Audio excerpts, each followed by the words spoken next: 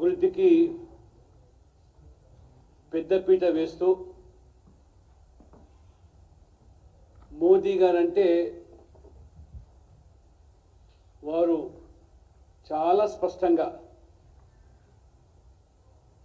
Model for development of India, Modi అభివృద్ధి, మోదీ గారి పట్ల దేశ ప్రజలకు ఉన్నటువంటి నమ్మకము, విశ్వాసము, మోదీ హై తో ముమ్కిన్ హై, ఇది దేశవ్యాప్తంగా ప్రజలు ఒక స్పష్టమైనటువంటి తీర్పు ద్వారా పదే పదే నిరూపిస్తూ ఉన్నారు. ఈరోజు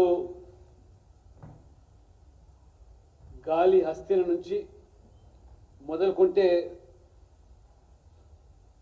కురుక్షేత్ర, బంగ, కళింగ, మరాఠా సామ్రాజ్యాల నుంచి ఇవాళ గోల్కొండ వరకు కాషాయ జెండా రేపరేపలాడేటువంటి రోజులు దగ్గరలోనే ఉన్నాయి.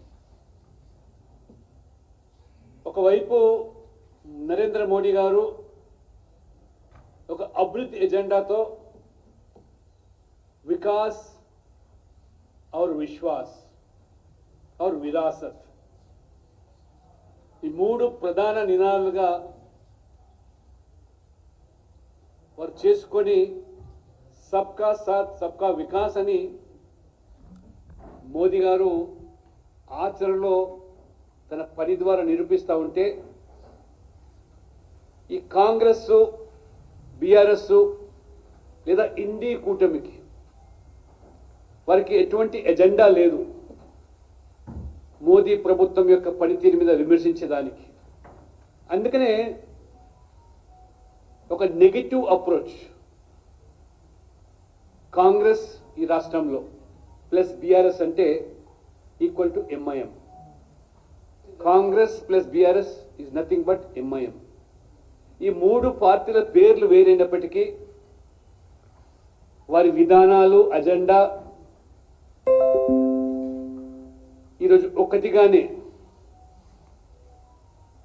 వాళ్ళు అవినీతిలో కానీ, కుటుంబ పాలన కానీ, వంశపారపర రాజకీయాల్లో కానీ, హిందుత్వ ఎజెండాను వ్యతిరేకించడము,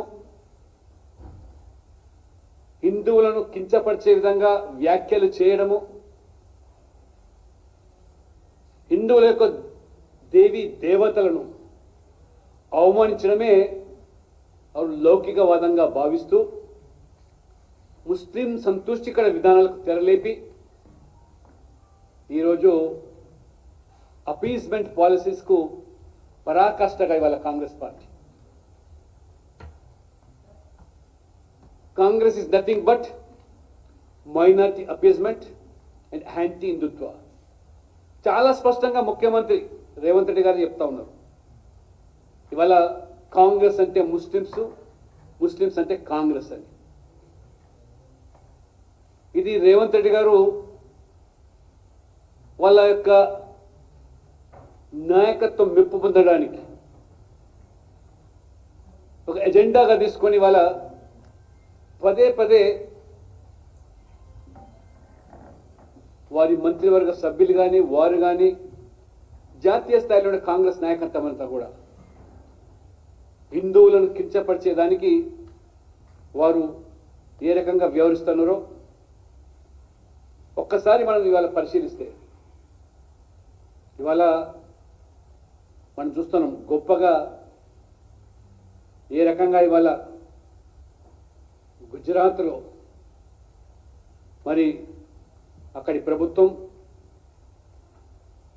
ఏ రకంగా ఈరోజు ఉత్సవాలు జరుపుతూ ఉన్నారు. ముఖ్యంగా కాంగ్రెస్ సోమనాథ్ యొక్క దేవాలయ సమగ్ర అభివృద్ధికి ఇవాళ హిందువుల మనోభావాలతో ముడిపడినటువంటి ఆ దేవాలయాన్ని పునరుజ్జీంపజేసి ఇవాళ ఘనంగా ఉత్సవాలు జరుపుకుంటాను. కానీ ఇదే నెహ్రూ గారు ఏ రకంగా ఆ రోజు సోమనాథ ఆలయ పునర్నిర్మాణం కోసం స్వాతంత్రం వచ్చిన తర్వాత ఆ రోజు మరి మున్షీ గారు, అదేవిధంగా రాష్ట్రపతి హోదాలో డాక్టర్ రాజేంద్ర ప్రసాద్ గారు ఆ ఆలయానికి వెళ్ళడాన్నే తప్పుబట్టి నెహ్రూ గారు ఉత్తరం రాసి మున్షీ గారికి, మీరు అతి చేస్తూ ఉన్నారు, ఇది నాకు ఏమాత్రం కూడా నచ్చడం లేదు, మీరు వెళ్ళడం కూడా పూర్తిగా నా అభ్యంతరాన్ని వ్యక్తం చేస్తున్నానని చెప్పారు. దేనికోసం ఆనాడు మరి సోమనాథ్ ఆలయాన్ని ధ్వంసం చేసినటువంటి మరి గజనీ లాంటి వాళ్ళకు వత్తాసు పలికేటువంటి నెహ్రూ మనస్తత్వంతో ఆ విధంగా తాత వివరిస్తే ఈరోజు మనుమడు రాహుల్ గాంధీ గారు కూడా వందల సంవత్సరాల చరిత్ర ఉన్నటువంటి అయోధ్య రామాలయాన్ని బాబర్ ధ్వంసం చేసి